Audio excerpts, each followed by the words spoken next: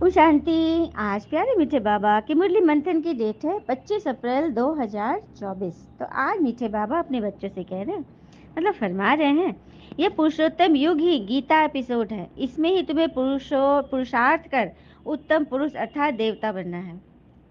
मीठे बच्चे, ये पुरुषोत्तम युग ही गीता एपिसोड है। क्योंकि हम सबने सुना है ना, गीता का ज्ञान चला था, कब चला था? जब महाभारत लड़ाई हुई थी। तो क्या अभी सबके जीवन में महाभारी लड़ाई नहीं चल रही है? सबसे ज़्यादा तो अंतर मन में द्वंद्व चलती है, अच्छाई और बुराई की। तो उससे उसी समय गीता का ज्ञान भगवान ये ज्ञान मुरली लेकर आए हैं और हम बच्चों को बता रहे हैं कि अभी वही सीन चल रहा है। तो पुरुषार्थ करो, उत्तम पुरुष अर्थात देवता बन जाओ। और कहते हैं ना, जिस चीज़ पर हम ध्यान देंगे ना वो बढ़ता है। अब देखिए, दुख पर ध्यान देंगे तो हमेशा दुखी रहेंगे, सुख पर ध्यान देंगे तो सुखी रहेंगे। क्योंकि हम जिस चीज़ पर ध्यान देते हैं वह चीज़ सक्रिय हो जाती है। तो हमारे हाथ में है ना कि हम किस चीज़ पर ध्यान दें। प्रश्न है, किस एक बात का सदा ध्यान रहे तो बेड़ा पार हो जाएगा? बेड़ा पार तो सभी चाहते हैं। कोई नहीं चाहते मेरा बेड़ा गर्क हो, कोई नहीं चाहते मेरा बेड़ा रुक जाए, फंस जाए, अटक जाए। तो पार होना चाहते हो ना, तो सुनो।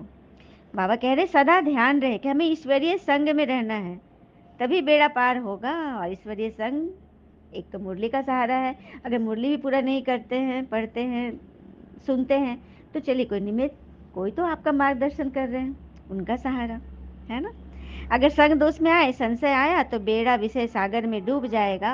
ये विषय सागर ही तो है, दुख, तनाव, चिंता, दर्द, क्वेश्चंस का दरिया, उसमें डूब जाएंगे।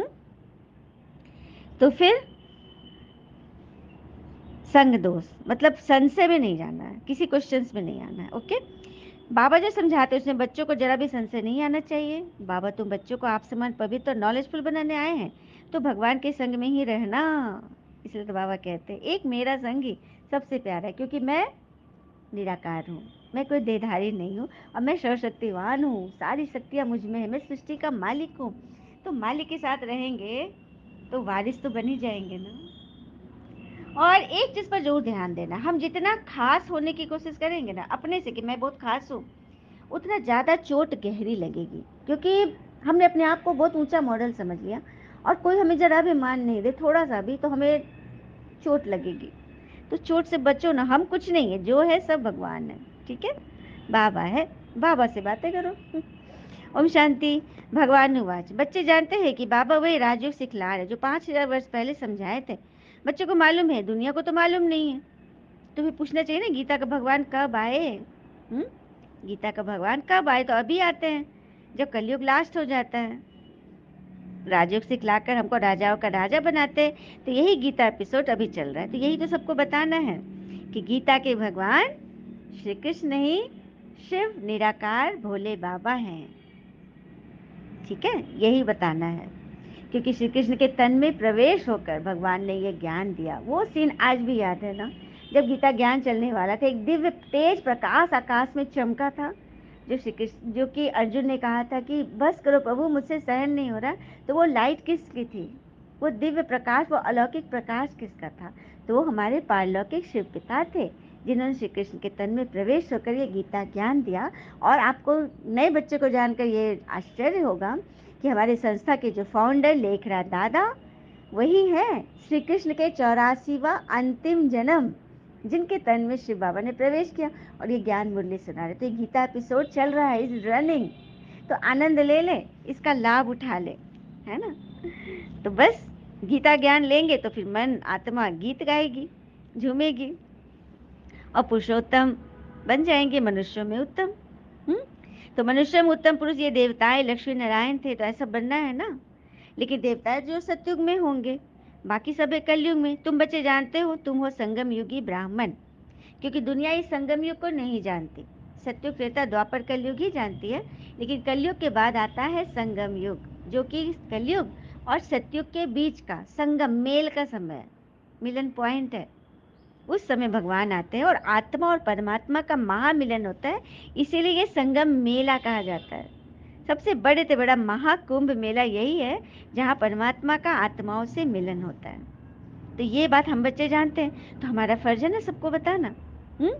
फिर बाबा के तुम ब्राह्मण कुल के ही फिर देवता कुल के बनते हो। अच्छा, एक बात तो हम सभी जानते हैं ना कि हम सब के घर में एक कुल देवी कुल देवता होते हैं, जो हम किसी अनुष्ठान में, शादी ब्याह या बहुत बड़ा यज्ञ हवन करते हैं तो कुल देवता को पूजा करते हैं। तो हमको पता है ना कि हम कुल देवता के वंशज हैं, कुल देवी के, तो हम सब देवता कुल के हुए ना, ये तो साक्ष्य है, सबको मालूम है। तो कुल देवी के हम बच्चे हैं, वंशज हैं, तो देवता का खान पान कैसा होता है? हुँ? तो समझने की बारी, शायद आई काफ़ी है ना? इसीलिए बाबा कह रहे हैं कि विकारों पर जीतो। मनुष्य के लिए तो विकार जैसे एक खजाना है, सही बात है। आज क्रोध और अहंकार अगर मनुष्य बोले मैं न करूं तो सब मेरा ग्रांटेड लेंगे, सब मेरा फायदा उठाएंगे। अरे आपको लगेगा कि फायदा उठा रहे हैं, लेकिन अगर आप प्रेम में वो शक्ति है। दुनिया कहती है ना प्रेम अंधा होता है, प्रेम अंधा होता है, लेकिन भगवान कहते हैं नहीं, प्रेम के पास ही आंखें हैं, जिसके पास नहीं वो अंधा है, प्रेम अंधा नहीं है। रूहानी प्रेम अंधा नहीं होता, जिस्मानी प्रेम हो सकता है अंधा, शारीरिक प्रेम वो क्षणिक होता है, लेकिन जो आत्मा का प्रेम होता है ना, उसको तो चारों दिशाओं में आंखें हैं, है ना? तो बस समझने की बात है, यही समझाने के लिए तो बाबा को आना पड़ा, भगवान आ गए हैं। अभी तुम आसुरी राज में बैठे हो, मैं तुम्हें दैवी राज में ले जाने के लिए आया हूँ। तुम बच्चे प्रभात फेरी आदि निकालते हो, प्रभात सवेरे को कहा जाता है, उससे मनुष्य सोए रहते हैं, इसलिए देरी से निकालते हैं। प्रभात फेरी करना चाहिए ना, अमृत वेले भगवान को याद करना चाहिए, फेरी लगाना है उस क्षमा का। हम बच्चे तो वो परवाने हैं ना, जो समा की फेरी लगाते हैं, तो सिर्फ फेरी लगा के चले नहीं जाना है, फिदा हो जाना है, भगवान पे बलि चढ़ जाना है। अच्छा, बलि पे बताना चाहूँगी, हिंदू धर्म में भी हम लोगों ने सुना है बलि प्रथा, मुस्लिम धर्म में भी कुर्बानी अल्लाह को प्यारी है कुर्बानी, तो कौन सी कुर्बानी प्यारी है? तो अर्थ तो पता नहीं किसी को, अर्थ का अनर्थ, तो कुर्बानी निरीह जानवरों को हत्या कर दो, मार दो, वो कुर्बानी होगी, अल्लाह को वही प्यारी और देवी को वही प्यारी, बलि चढ़ा दो, भैंसा जो मैं करता है उसकी बलि चढ़ा दो। जबकि भगवान बलि किसकी मांग रहे थे पता है? मैंपन की बलि, अपने अहंकार की बलि, तो वो तो कोई देने को है नहीं, वो कौन देगा? आज के युग में अहंकार तो सबका गहना है, अहंकार ना हो तो सभी फायदा उठाएंगे, ऐसा सोच है, लेकिन ऐसी बात नहीं है। सभी को जीने का हक है, चलो कोई गरीब है कोई अमीर है, सबका हक है ना, वो अपने कर्म का काट रहा है, तो हम उसको हिसाब चुकाने में मदद तो करें, है ना, उसके साथ अच्छा बिहेव तो करें। हाँ, एक रूल्स एंड रेगुलेशंस होनी चाहिए, लेकिन किसी बात में हम अपने मन को फंसाएं। अभी हमने सुना ना, जिस अवस्था में अपने मन को रखते हैं वो चीज़ सक्रिय हो जाती है। तो बातें आई, फुल स्टॉप करके आगे बढ़ जाएं। सोल्यूशन क्या है वो निकालें, लेकिन शांति से, सहजता से, हलचल में नहीं, क्योंकि हलचल में सारी चीज़ें गड़बड़ी हो जाती है। हम्म? हलचल पर एक सुंदर सा कथा है, लेकिन वो लास्ट में सुनाऊंगी, क्योंकि उसका असर होना चाहिए, ठीक है? तो बाबा आगे बोल रहे हैं, तुम्हारा ज्ञान वृद्धि को पाता रहता है, बच्चों की भी वृद्धि होती है, ज्ञान बढ़ते जाएगा तो बुद्धि खुलेगी ना। जैसे भंडारा भरते हो, एक एक रुपया अगर रोज डालते हो तो भंडारा तो भरेगा ना, उसी तरह बुद्धि में ये ज्ञान अमृत रोज रोज डालो तो तुम्हारी बुद्धि भी कैसी हो जाएगी? सद्बुद्धि। हम्म। फिर बाबा कहते हैं महाकाल के मंदिर भी हैं, झंडियाँ लगाते हैं, लेकिन महाकाल कौन है ये तुम बच्चों को बताना है। कालों का काल महाकाल हमारे शिव बाबा है, जो एक ही साथ सबको ले जाएंगे। हम्म। अब बाबा आकर हमें नॉलेजफुल बनाते हैं। सत्युग में पति थोड़ी होते हैं, सत्युग में सभी पावन, लेकिन वो पावन बनने की जो विधि है, जो प्रोसीजर कहाँ चल रही है? संगम युग पर, यहीं पर हम सब तैयारी कर रहे हैं। सत्युग में तो डायरेक्ट शो होगा, देवी देवता इधर पर्दे पर आ जाएंगे। और बाबा कहते हैं शिव भगवानुवाच, मैं तब आता हूँ जब भारत में अति धर्म ग्लानि होती है। गीतावादी लोग तो कह देते यदा यदे धर्मस्य ग्लानिर्भवतु भारत, युगे युगे भगवान आते हैं, लेकिन भगवान युगे युगे नहीं आते हैं, भगवान कल्प युगे आते हैं, कल्प में एक बार, और आकर सीधे नरक को स्वर्ग बना देते हैं। ठीक है, युगे युगे अगर कहेंगे तो उसमें भी भगवान की ग्लानि है, क्योंकि सत्युग के बाद त्रेता, सत्युग में 14 कला, 16 कला, और त्रेता में 14 कला। तो भगवान जब सत्युग और त्रेता के बीच में आए, युग युग के बाद एक युग खत्म होने पर, तो 16 कला से 14 कला कर दी, तो डिटेरेशन हो रही है। फिर त्रेता युग के बाद द्वापर युग, यहाँ पे सीधे 8 कला होगी, तो भगवान आए त्रेता और द्वापर के बीच में, तो फिर कलाएं कम कर दी, और द्वापर और कलयुग के बीच में आए तो कलयुग में तो कोई कला नहीं है, कलह कलेश होगी। तो ईश्वर हर युगे युगे आकर क्या कर रहे हैं? और ही तो डिटोरेशन करा रहे, तो ये ईश्वर की ग्लानि नहीं है? आज हम कोई मशीन ठीक करवाते हो, एक मिस्त्री को बुलाए, वो आकर मेरा और ख़राब कर दिया, चलो दूसरी बार भी हम उसको बुलाए और खराब हो, क्या तीसरी बार बुलाएंगे उसको? नहीं बुलाएंगे ना। तो हम भगवान को बुला रहे युगे युगे, भगवान आकर और ही स्थिति सबकी गड़बड़ होती जा रही है। तो इसी से तो समझ में आ रहा है कि भगवान युगे युगे नहीं आते हैं, उनकी इतनी ग्लानि अब तो मत कराओ।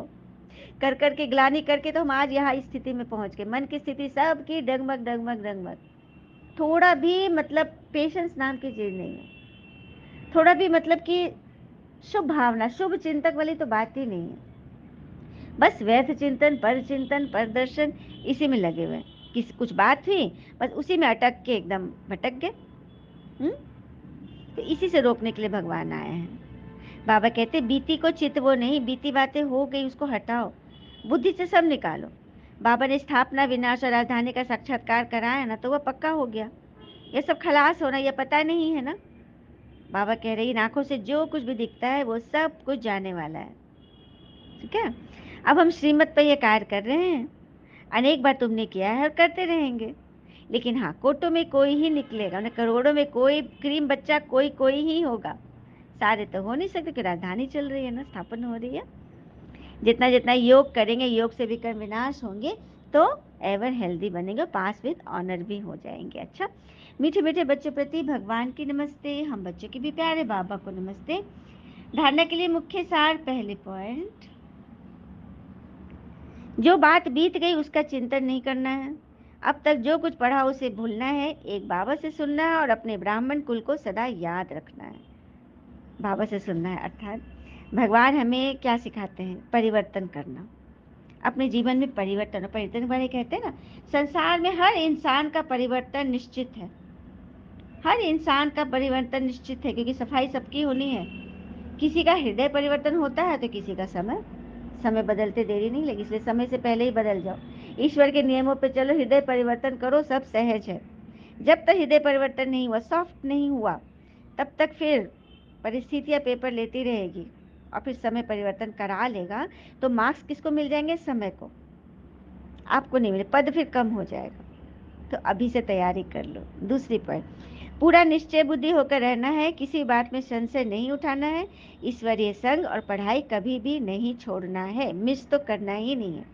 पूरा निश्चय बुद्धि के भगवान हमको पढ़ा रहे और निमित्त जो है ना, वो हमें सत्य की राह पर ले जा रही है। और उनका कहना, हम साधु संत की बातें सुनते हैं तो भीड़ में दोनों हाथ उठा उठा क्या कहते हैं? सत्य वचन महाराज, जबकि वो तो लिखी हुई बातें सुनाते हैं, कथा सुनाते हैं। और यहाँ परमात्मा ऐसी बातें सुना रहे एक निमित्त के द्वारा, जो हमारी आत्मा में भरा और आत्मा का कल्याण हो रहा है। आत्मा कमाई कर रही, जो कमाई वो इस लोक से उस लोक लेके जाएगी। तो ये बात सुनना है कि नहीं? तो इसके लिए निश्चय बुद्धि होना है, संशय नहीं उठाना है, ईश्वरीय संग सत्संग करना है। वरदान है, ईश्वर के आकर्षण में आकर्षित हो, मेहनत से मुक्त होने वाले, सफलता मूर्त विजयी भव। तो किसके आकर्षण में रहना? ईश्वर, रूहानी पिता के आकर्षण में आकर्षित होने वाले रूहानी बच्चे बन जाते हैं, आत्मिक स्वरूप में स्थित हो जाते हैं। जैसे कि कोई पिता या कोई बच्चा अपने पिता की जायदाद पे, या कोई प्रेमी है अपने प्रेमिका के यादों में कैसे खोया हुआ है, किस तरह से आकर्षण होता है, उस तरह से हम बच्चों को, आत्मा को परमात्मा के लिए आकर्षण होना चाहिए।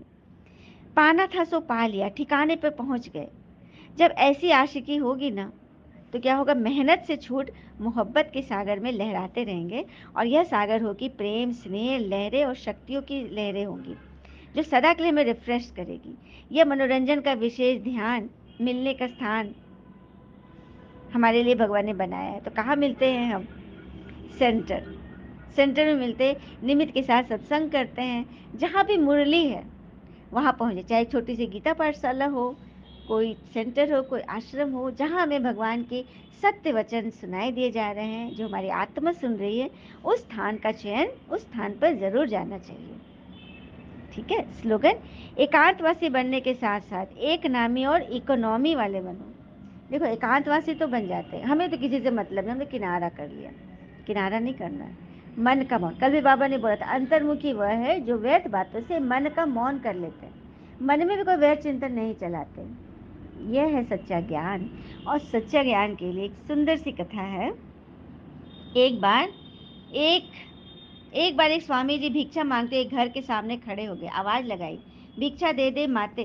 घर से महिला बाहर आई, उसने उनकी झोली में भिक्षा डाली और कहा, महात्मा जी को उपदेश दीजिए। स्वामी जी ने उसे ऊपर से नीचे तक देखा, बोला, आज नहीं कल दूंगा, कल खीर बना के देना। दूसरे दिन स्वामी जी आए और आवाज लगाई, भिक्षा दे दे। उस माता ने खीर बनाई, बादाम पिस्ते भी डाले थे। वह खीर का कटोरा लेकर बाहर आई, स्वामी जी अपना कमंडल आगे कर दिया। वह स्त्री जब खीर डालने लगी तो उसने देखा कमंडल में गोबर और कूड़ा भरा है। उसने हाथ पीछे कर लिए, बोली, स्वामी जी कमंडल तो गंदा है। स्वामी जी बोले, हाँ गंदा तो है, किंतु खीर इसमें डाल दो। स्त्री, नहीं महाराज, ये खीर तो खराब हो जाएगा, दीजिए कमंडल, मैं इसे साफ करके लाती हूँ। स्वामी जी बोले, मतलब जब ये कमंडल साफ होगा तभी तो खीर डालोगी ना। स्त्री ने कहा, जी महाराज।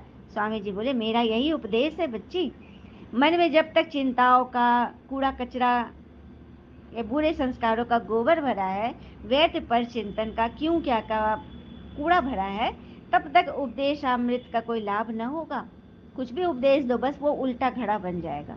यदि उपदेशामृत पान करना है, ज्ञान अमृत लेना है, तो प्रथम अपने मन को शुद्ध करो, पात्र को शुद्ध करो, कुसंस्कारों का त्याग करो, जो बातें हमें फंसाती है, जो हमें हलचल में लाती है, जो हमें दर्द देती है, जो किसी और को वैल्यू दे देती है। ईश्वर के रहने वाले स्थान पर हम किसी आत्मा को बिठा देते हैं, उसकी बातों को बिठा देते हैं, उनको हटाओ। यह है मन की शुद्धिकरण। कुसंस्कारों का त्याग करो, तभी सच्चे सुख और आनंद की प्राप्ति होगी। कोई कहते हैं ना, जो प्राप्त है वही पर्याप्त है, जिसका मन मस्त है उसके पास समस्त है। अच्छा, ओम शांति। शुक्र है मुझे बाबा, वो बाबा के प्यारे प्यारे बच्चे, आप सबका जीवन सदैव सहज, सरल, सुंदर, संयमित, संयोजित, संतुष्ट, सफल और संपन्न रहे। ओम शांति।